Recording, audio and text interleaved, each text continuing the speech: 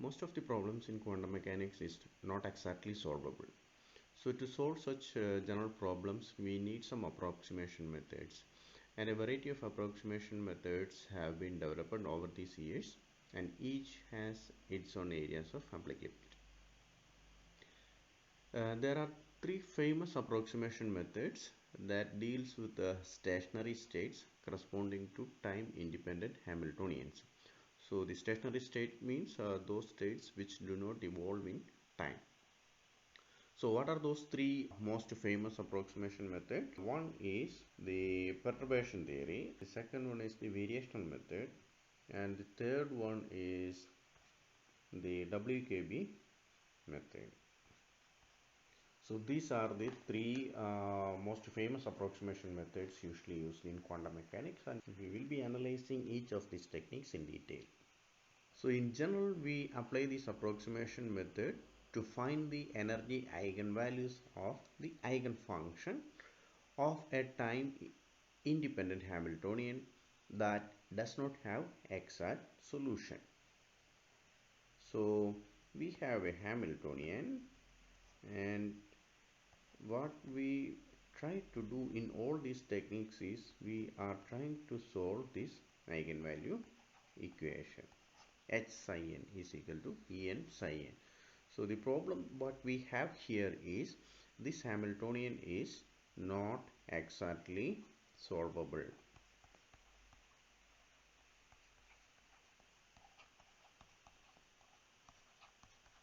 Not exactly solvable. So we are trying to get some approximate solutions. So depending on the structure of this Hamiltonian, we can use any of these three methods mentioned here. Any of these three methods, and we can find an approximate solution to this eigenvalue problem.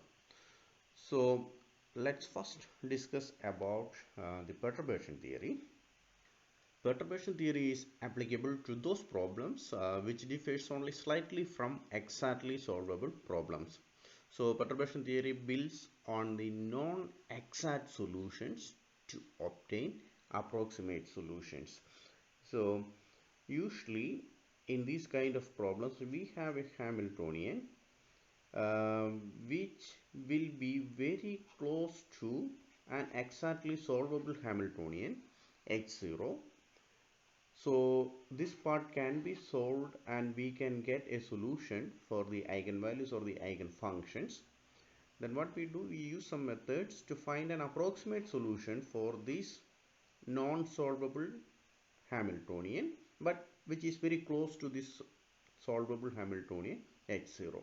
So that is the procedure that we adopt in perturbation theory. So what we are going to do here is we will be studying the perturbation theory for time independent Hamiltonians.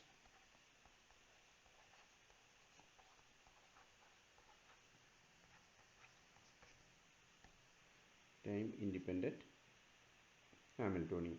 So this is also known as Rayleigh-Schrödinger perturbation theory. So this method is the most suitable method when the Hamiltonian is very close to a Hamiltonian H0 that can be solved exactly. So in this case, we usually split the Hamiltonian into two time independent parts. So if H is the Hamiltonian which we want to solve, we split it into H0 plus H by HP. Both are time independent Hamiltonians. Here HP is the perturbation Hamiltonian and this is exactly solvable. H0 is exactly solvable. Now this HP is very small compared to H0. That is one of the conditions which has to be satisfied for using time independent perturbation theory.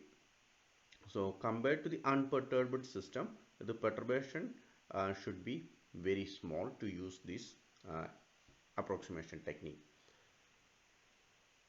So the effect of this HP on the energy spectrum and hence the eigenfunctions will be very small. Mostly the eigenvalues and eigenfunctions of this Hamiltonian H will be determined by this part of this Hamiltonian, the exactly solvable part of the Hamiltonian, and it is slightly affected by this perturbing part of the Hamiltonian. So that's what we assume here. So such perturbations are encountered in systems subject to weak electric or magnetic fields.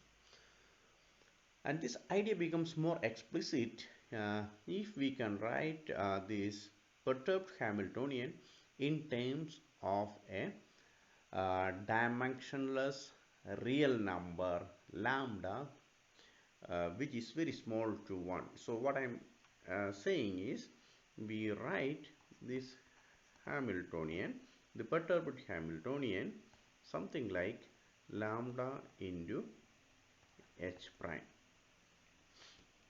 where this lambda is a dimensionless real number.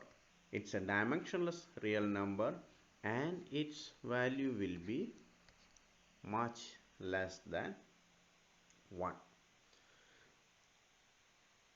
So this lambda in general vary from 0 to 1, 0 to 1, and this 0 corresponds to the unperturbed state. When lambda equal to 0 means, that means uh, the Hamiltonian is completely unperturbed. When lambda equal to 1, it's a fully perturbed system. Now, why do we introduce such a parameter? So this parameter is introduced to keep track of the number of times the perturbation enters. So that will be more clear very soon. So in terms of this new parameter, we can write the original equation which we want to solve. What is that original equation? We can write this equation, h psi n is equal to E n psi n, as, so h now consists of two parts, h0 plus hp psi n equal to En psi n. And now hp we have written in terms of a dimensionless parameter lambda. So you can write it as h0 plus lambda h prime psi n equal to En psi n. So now depending on whether the exact solution of h0 is non-degenerate or degenerate, we have to proceed separately. So this can have either non-degenerate solution or it can be degenerate solution. So accordingly we will have two different procedures. So the one what we are going to discuss right now is something called the non-degenerate perturbation theory. Of course, time independent non-degenerate perturbation theory. So first let's discuss this non-degenerate perturbation theory, and then later we will discuss the degenerate perturbation theory. Okay.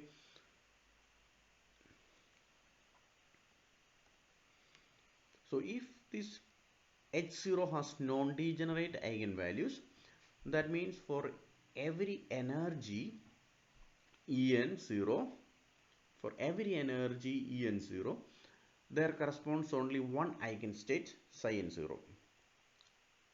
What does it mean? We can write the Hamiltonian equation, means the eigenvalue equation, H0 psi n0 equal to En0 psi n0. Now this superscript 0 written along with this state psi n, this superscript 0 written along with the psi n and En um, I will say you whether it is corresponding to a perturbed state or unperturbed state. So En0 means the energy value for a completely unperturbed state. So psi n0 means the an eigenstate, a completely unperturbed eigenstate. So this superscript tells you whether it is perturbed or unperturbed system, because we have to distinguish somehow these eigenvalues and eigenstates from perturbed system. Okay, so what we have assumed is there exist exact eigensolutions or eigenvalues En0 and exact eigenfunctions psi n0, and those are known things. Okay, so the main idea of perturbation theory consists of assuming that the perturbed eigenvalues and eigenstates both can be expanded in power series of the parameter lambda, which we introduced earlier. So the first procedure in perturbation theory is assuming that En, the real solution or the eigenvalue corresponding to the perturbed Hamiltonian, can be written in terms of the eigenvalues of unperturbed system. So you can write it as En0. So this is the eigenvalue of unperturbed system, plus lambda En1 plus lambda square En2 plus etc. So this En1, En2, etc. are the eigenvalues corresponding to the higher order perturbation times. And then we also assume that the eigenstate psi n can be written in terms of the unperturbed eigenstate psi n0 plus lambda psi n1 plus lambda square psi n2 plus etc. Lambda cube psi n3, lambda raised to 4, psi n raised to 4, etc. So these two series in general do not converge. So what we do is we make some trick to converge these two series. So for that we demand the lambda must be very small. Right, we have seen that lambda can have values from 0 to 1. Then when lambda is very small, only first few terms will contribute. Lambda or lambda square terms will contribute. When you go to lambda cube term, it will be a very small number. So in practice, we keep only one or two terms in this expansion.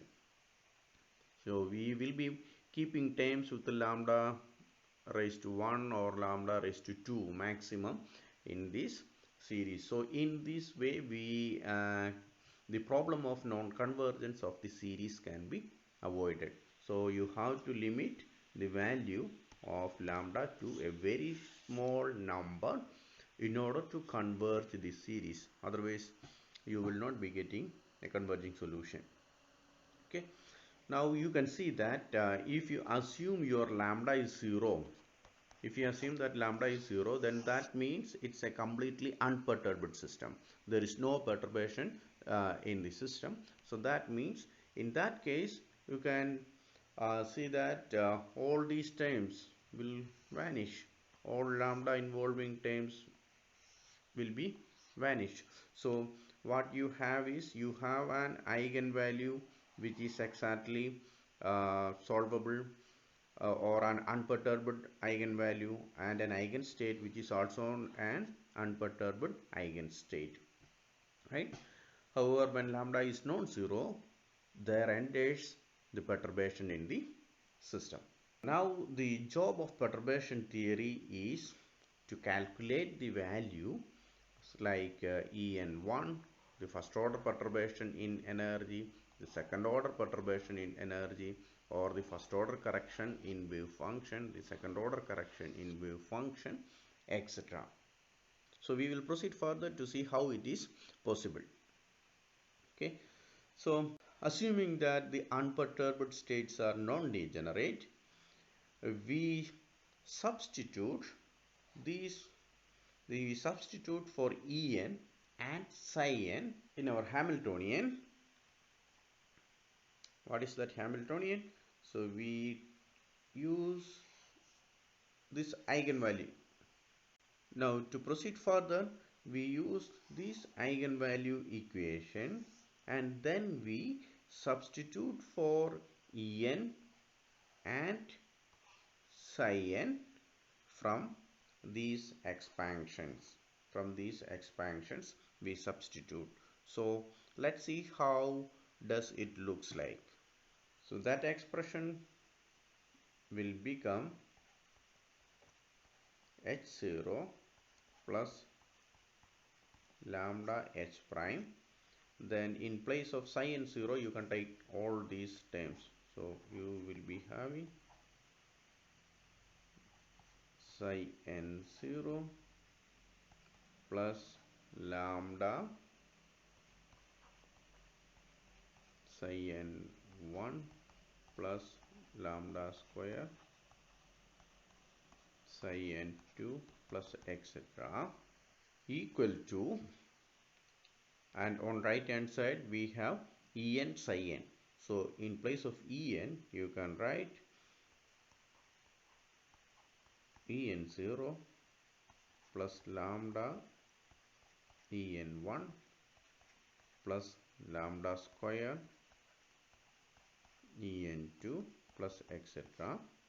And for psi n again you can write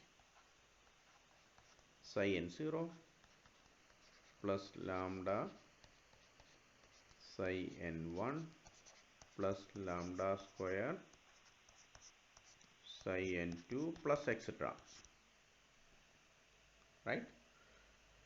So since this lambda is arbitrary, the coefficients of successive powers of lambda on both sides of this equation must be equal. So let's equate different powers of lambda on either side of this equation. The 0th order lambda terms on both sides of this expression. So let's say the 0 order in lambda. So let's consider terms with the 0th order lambda terms. That means you have to consider only those terms which do not have any lambda from either side of this expression. So on left hand side you can see that the only term without lambda is h0, right? So this h0 psi n0, all other terms have lambda, so we neglect those things. And on right hand side we have the only term without lambda is En0 psi n0. So this is the expression or equation that we have been using so far. So this describes a system which is completely unperturbed. There is no perturbation in this system.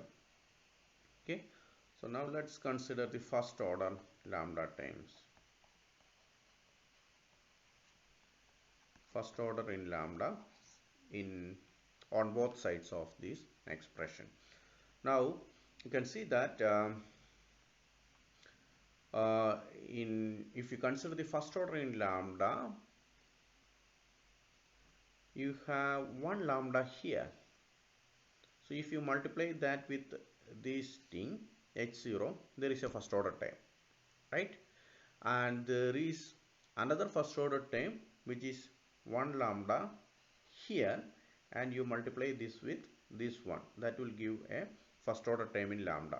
If you multiply this with any other terms in this sequence, that will give you terms involving lambda square, lambda cube, etc. So which we don't need to consider when we consider only the first order terms here. Okay, so the first order terms, we have only two terms, h0 multiplying on psi n1,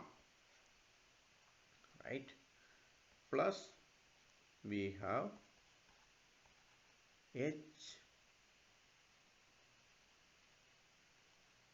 plus we have h prime multiplying psi n 0. Only these two terms contain power lambda raised to 1 times. And on right hand side, what are the terms we can have? We can see that on right hand side there is one lambda term here. If you multiply that with this one, then there is a lambda raised to 1 term. And then another possibility is that you have a single lambda term here, and if you multiply that with this term, you have a lambda raised to 1 term. All other products will give you terms with higher powers of lambda. So what we have on right hand side is en0 psi n0 plus en1, oh sorry, this is en0 psi n1 and then en1 psi n0. Okay, so now we have to see the terms with the powers of lambda raised to 2. So let's write second order terms with second order in lambda. So what are the terms that you can get from here? So there is a lambda term here. We have seen this lambda term. When you multiply this one with this lambda term, you will be having a lambda raised to 2 term, right? Or there is a lambda raised to 2 term here. If you multiply that with this, again you will get a lambda raised to 2. And similarly, on right hand side, there is this right hand side. When you multiply this lambda term with this lambda term, there is a lambda raised to 2 term.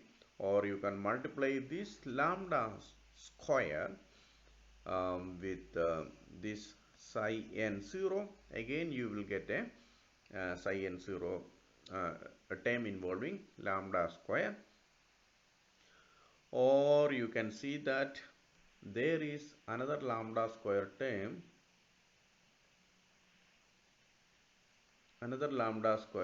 here, and if you multiply that with this en0, that will also give you terms with lambda raised to 2.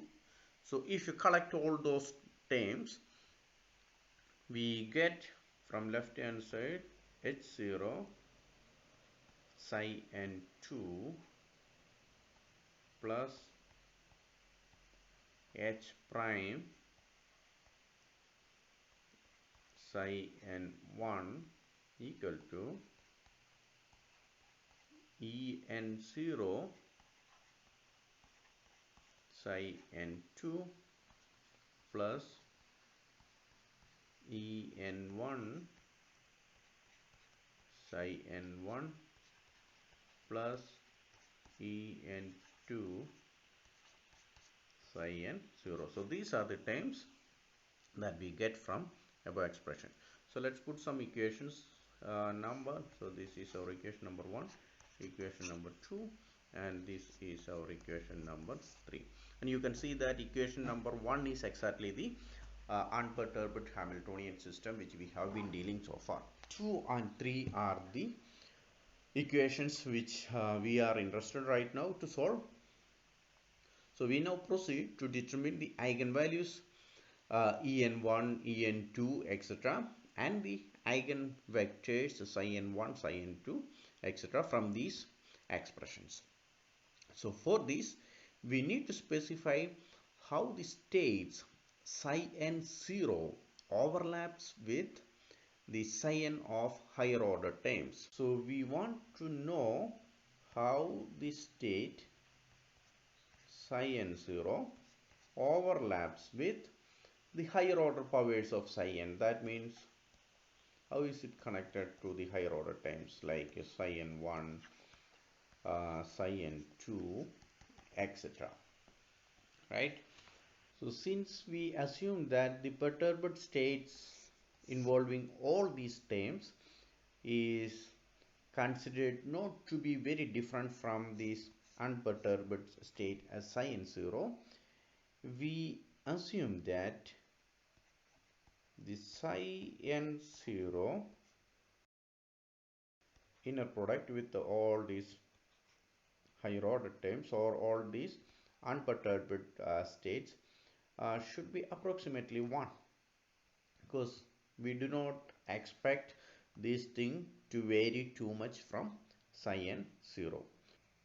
So we can even normalize psi n so that it overlaps with the psi n 0 is exactly equal to 1. So what it means is you can normalize this in such a way that the psi n 0 with psi n is exactly equal to 1. Now if you substitute for psi n, you can write this expression as psi n 0, then on right hand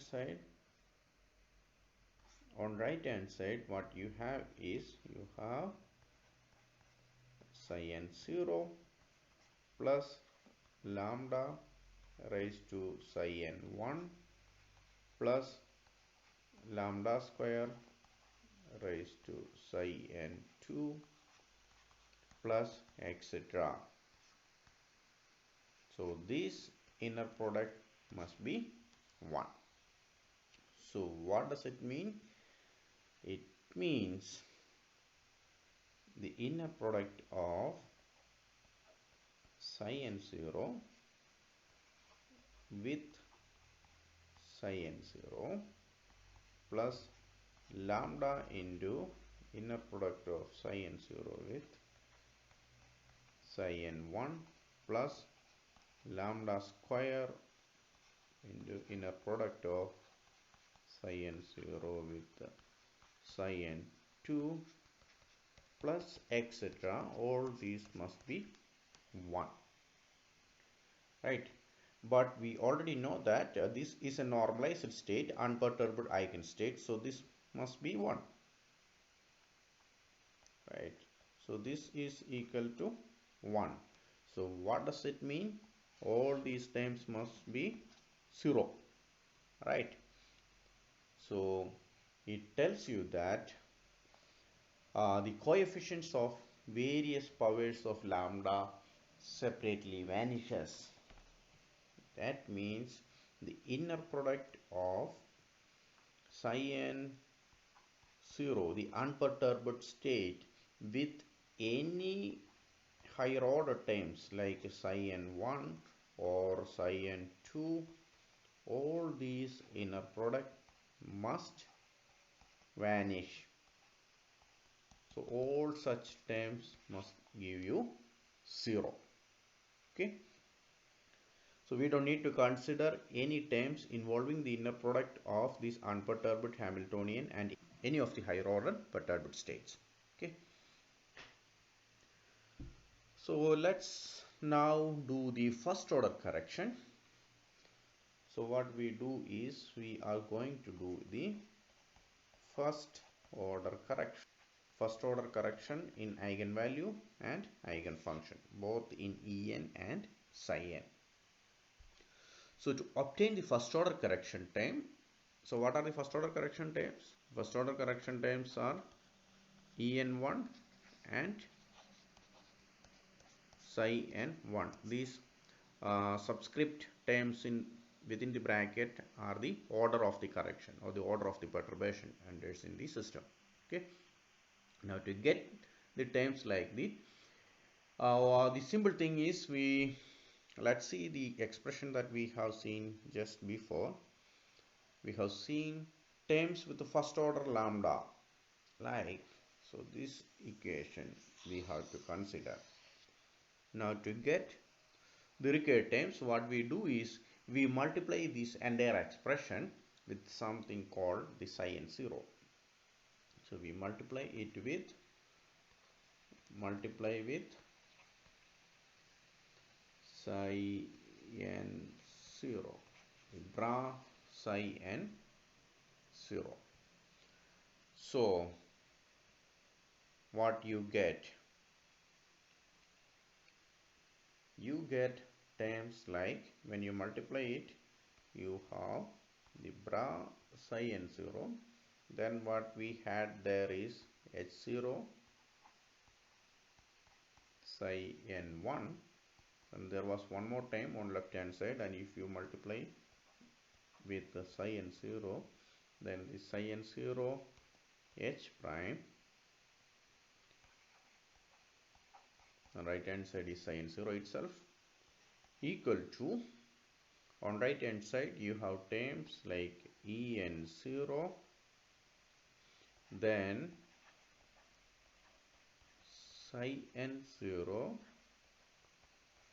psi n1 plus en1 psi n0 psi n0. So this is what you get if you multiply this equation number 2 with the psi n0 with the bra psi n0, right? So now let's see what are the surviving terms. You have seen that the inner product of psi n0 with any of the higher order terms must vanish. That means this inner product will give you 0, right? And we know that the unperturbed state psi n0, these are normalized states, so this should give us 1, right? And on left hand side, what you have here is, when your h0 acting on the psi n0 will give you the corresponding eigenstate en0, then you have terms like psi n0 psi n1, right? This will also goes to 0 because of the same reason, right? So that means the only surviving term from left hand side is this one, and only surviving term from right hand side is en1. This is equal to 1, and this term goes to 0. This product goes to 0, right? So we can write this expression for the first order correction in energy is directly, we can see it from the above expression. So this is en1. En1 is given by psi n0 h prime psi n0. So we obtained the first order correction in energy. So this is the first order correction in energy. Now if you insert this equation into the original expression for the energy eigenvalue, so that means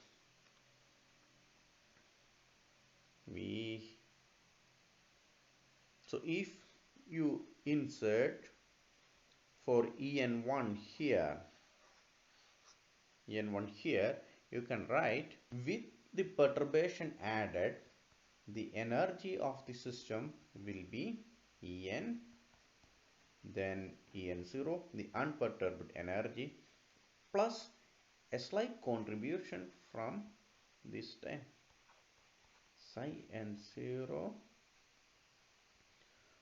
We have a lambda time here, h prime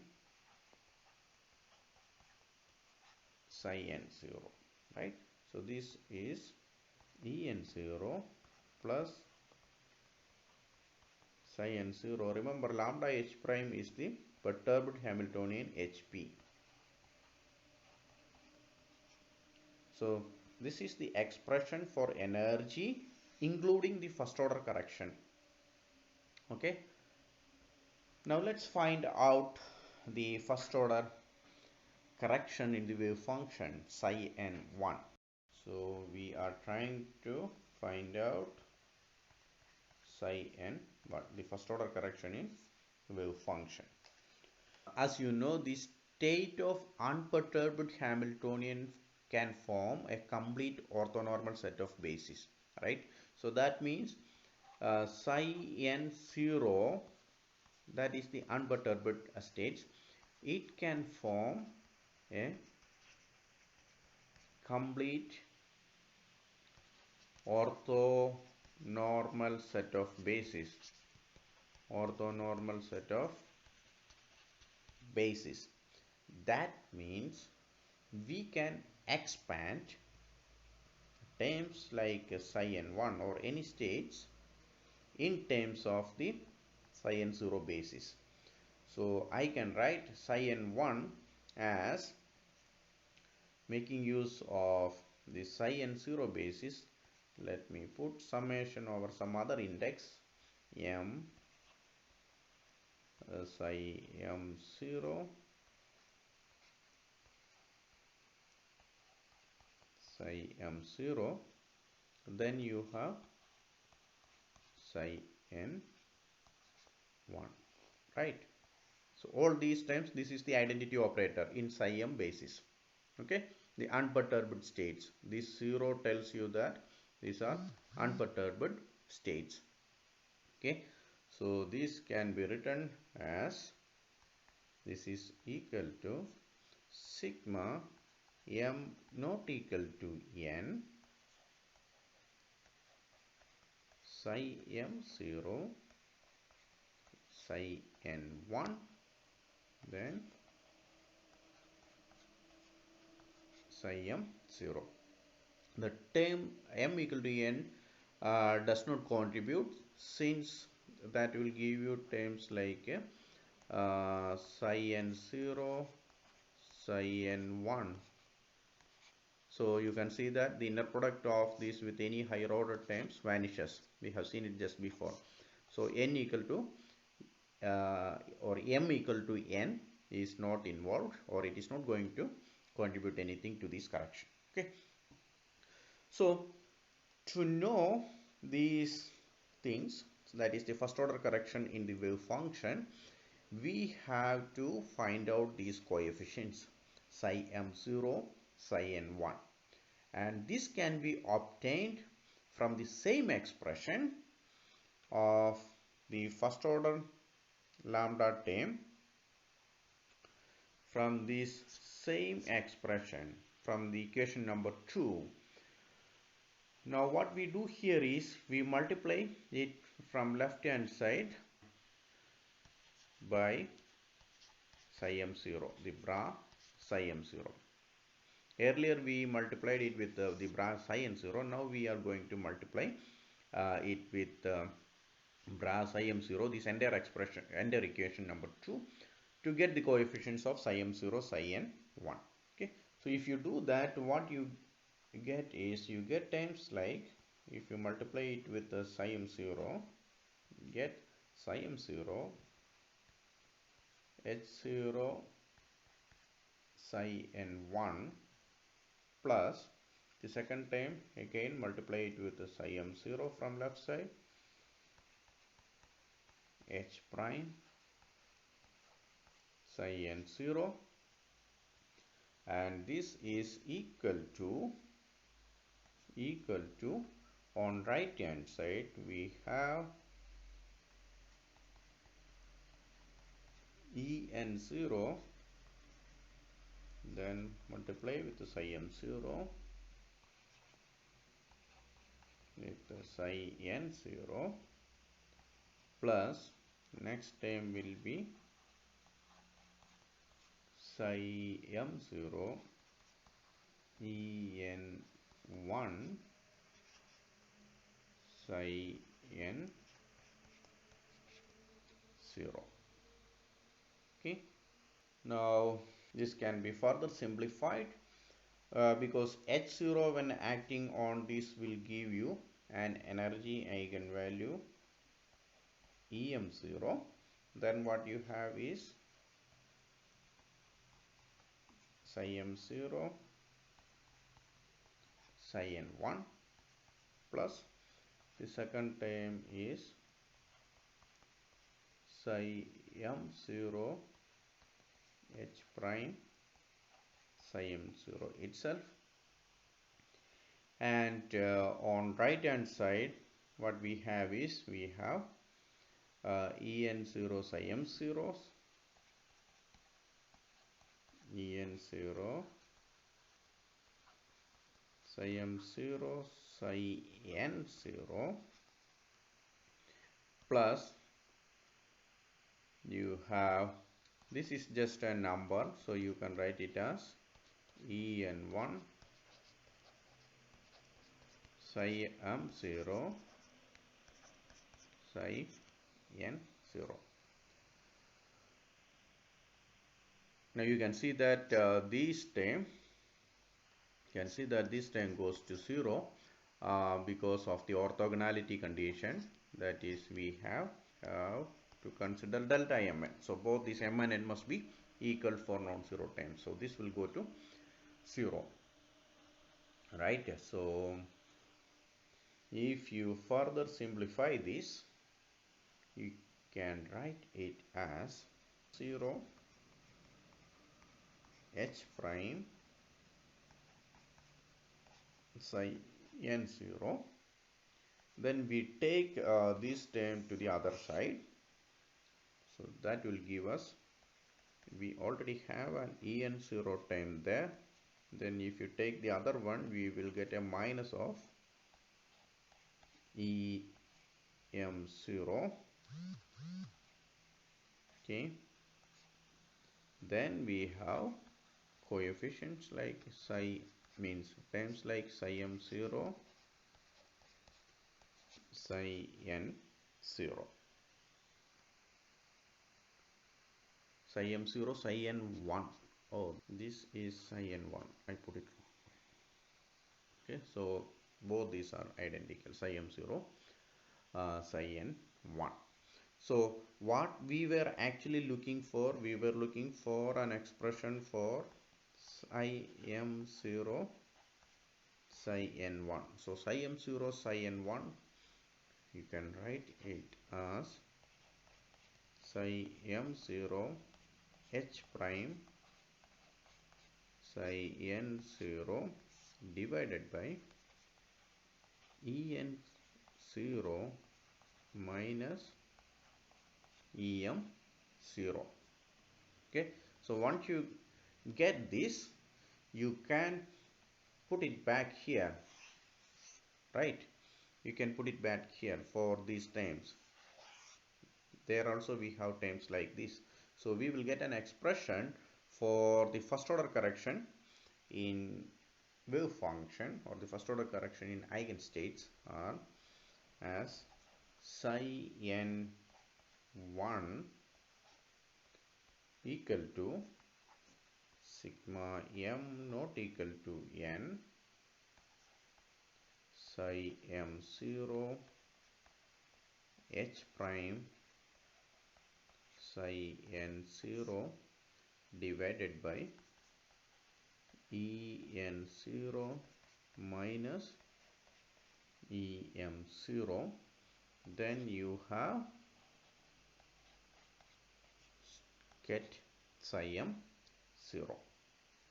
Okay, so this is the first order correction in eigenstates. So the eigenfunction of the Hamiltonian, including the first order correction, can be written as, so the complete eigenfunction of the Hamiltonian can be written as psi n equal to psi n0, which is the contribution from the unperturbed hat of the Hamiltonian, plus a small correction term given by this expression, m not equal to n psi m0 h p psi n0 divided by En0 minus Em0 psi m0. So that is the perturbed eigenstate, including the first order correction in the eigenstates. Now how you get this HP?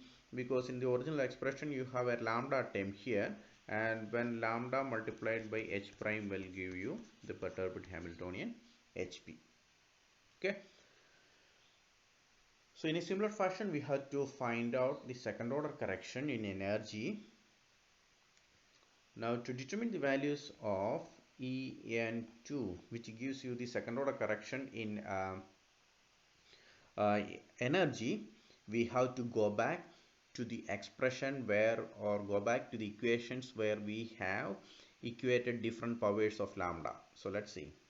So we have an expression here which gives you terms involving second order powers of lambda, right? So we will make use of this expression to find out the second order correction.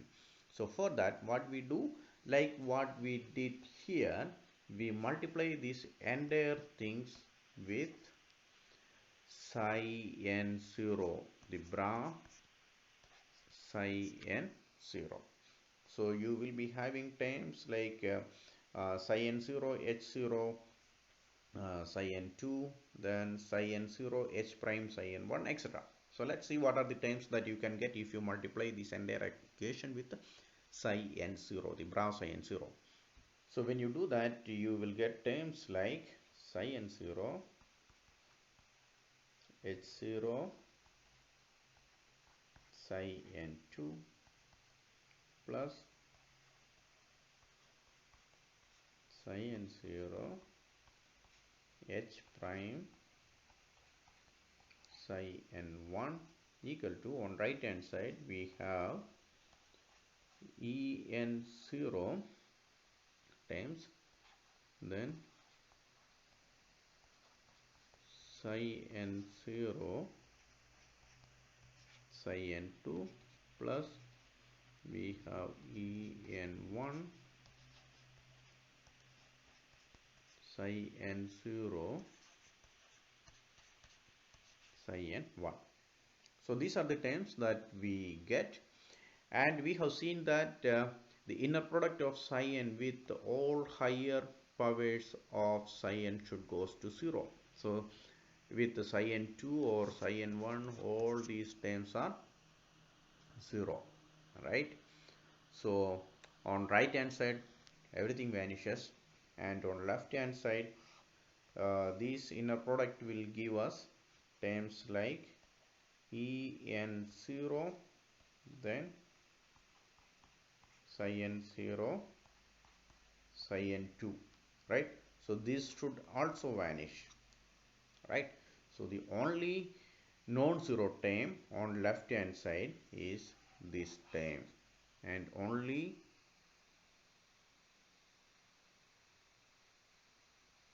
oh, actually I forgot, there is one more term on the right hand side. If you go back here, so there is another term, this, and so there is three terms in the right hand side. So this term actually I missed out. So if you add that third term, that is En2 psi n0 psi n0, and now you can see that this is a normalized state, so this is 1. So only non-zero term in right hand side is this, and on left hand side is this one. So we readily get an expression for the second order correction in energy. So you can write En2, the second order correction in energy, equal to psi n0 h prime psi n1. Now we have a psi n1 term here, right? Here, so if you substitute for psi n1, we have seen a correction for psi n1, the first order correction for psi n1 here. So we have seen a first order correction for psi n1 here. So if you substitute for psi n1 from this expression, what you get for the second order correction in energy as En2 is equal to psi n0 h prime, and then what you have, we have m not equal to n psi m0 h prime psi n0 divided by en0 minus em0, then psi m0. So this can be further simplified like this. On right hand side, sigma m not equal to n, what you have is psi n0 h prime psi m0, then you have psi m0 h prime psi n0 divided by en0 minus em0. So we have taken this term along with this one. So now you can see that this first expression, this is same as this one. The only thing is that the terms are interchanged. That means one is the complex conjugate of the other one. So you can write this right hand side as sigma m not equal to n psi m0 h prime psi n0 the modulus square divided by en0 minus em0. Okay, so this is the second order correction in energy. So if you write the complete expression for the energy including the first order and second order correction, we will get an expression for energy as En equal to En0 plus the first order correction that we had seen before, that is given by psi n0 hp psi n0, and now the second order correction including the second order correction m not equal to n psi m0, and instead of h prime now we have lambda h prime, so which will be hp psi n0 the modulus square divided by en0 minus em0. So that is the energy of the system, of a perturbed system, including the first order correction and the second order correction. And if there is no perturbation, you have only these terms, if there is no perturbation. But whenever you have perturbation, you have to include these terms as well. So let's quickly check the validity of the time independent perturbation theory. So under what situation is these things are valid? Validity of this time independent perturbation theory. Now while discussing it, we have seen that the perturbation theory, in order to be applicable, the correction it produces must be very small. So the convergence must be achieved within the first two correction terms, otherwise you won't get the convergence. So in order to ensure the convergence, the corrections it produces must be very small. So this suggests that the expansion parameter in these two expressions,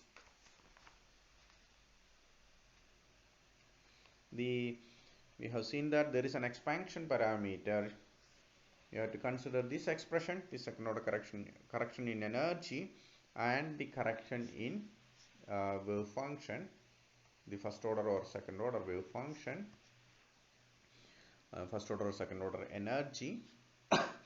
Now these expansion coefficients, we have terms like this, right? Psi m0 hp psi n0, psi m0 hp. Here also we have terms like this. So all these expansion coefficients must be very small. So the validity means, or it is valid under the condition that psi m0 hp psi n0 divided by en0 minus em0, the absolute value must be far less than 1 for n not equal to m. So this is the condition which has to be satisfied. Only under this condition this time independent perturbation theory is valid. So why do we insist this? As I said before, if it is not a very small quantity, see, the contribution from the second order correction will be much larger than the contribution from the first order correction or the contribution from the unperturbed system. That means if you take the next term in this series, that will give you a still higher correction. So that means you are not going to converge these terms. So that's not possible and physically acceptable. So we should get a smaller and smaller correction as you go to higher and higher order terms. For that, this condition has to be satisfied. Okay.